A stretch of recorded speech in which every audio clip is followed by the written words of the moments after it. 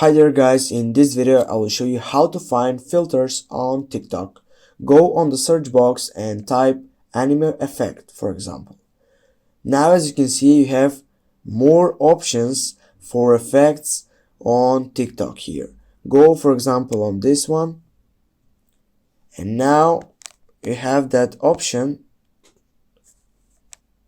for raising your hand, for example.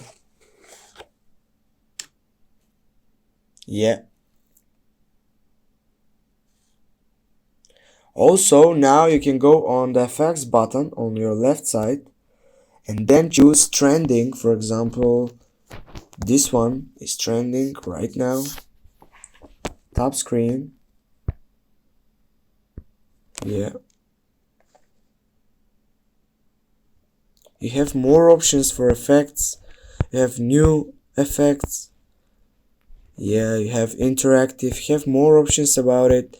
And now guys, you know how to find filters on TikTok. Thanks for watching. Don't forget to hit that like and share the video. And if you have some problems, comment down below. We are here for you. See you soon guys.